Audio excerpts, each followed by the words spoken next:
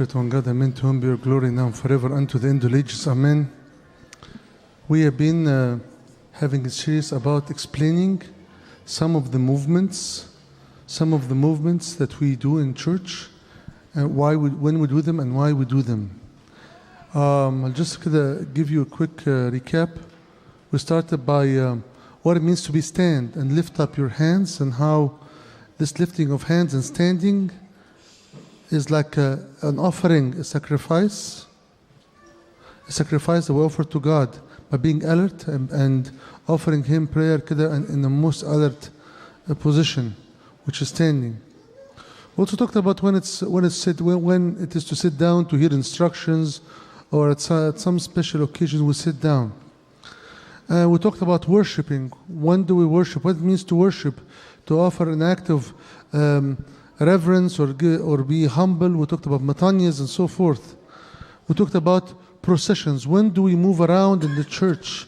And what it means when we have a procession or we have a rotation, when it goes around the church, is for a specific purpose, to celebrate maybe special occasions. We have a zephyr, like we had in the Feast of the Cross, Palm Sunday, or just on the usual liturgy when we just go around with incense during the reading of the epistles and during the doxologies. We also talked about what it means to do when do we do the sign of the cross, and what does it mean, how it is a statement of our faith. When we do the sign of the cross, a statement of our faith, and also it's a source of strength.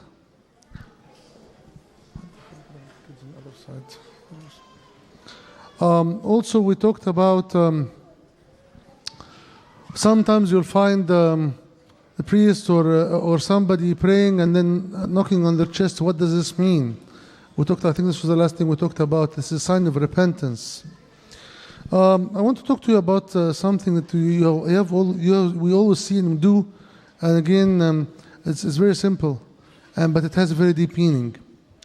Whenever we talk about let us give thanks to the beneficent, merciful God, or thank you for every condition, or whenever we invoke the word of thanksgiving, you find sometimes people and the priest, many people kiss the inside and the outside of their hand.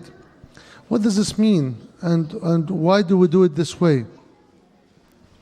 First of all, to do the inside and outside of something means internal and external. So I am thankful. I'm thankful inside, internally. I'm thankful and outside, because sometimes it's easy to put on a show, and I become very, look very happy, content on the outside, but inside I'm a totally different person. Church here, when you come to church here, there should never be a difference between what's inside you and what's outside you. That wall between inside and outside should go away. That we are truly transformed. I'm not just showing reverence or respect or contentment or thanksgiving or respect only on the outside, while inside my mind is wandering elsewhere and my senses are all over the place and I'm just totally distracted. This is no good. This is no good. We are not helping ourselves. Actually, we're hurting ourselves when I put a wall between what's inside me and what's outside. So when I'm thankful internally and externally as well. I show it on the outside, but I'm also thankful on the inside. Another contemplation is usually, which is smoother, the inside of your hand or the outside of your hand? Which is smoother? Inside. Which is less smooth? The outside. So the inside of your hand is the things that you like, or the things that are going smoothly in your life. And sometimes things are not going smoothly in your life.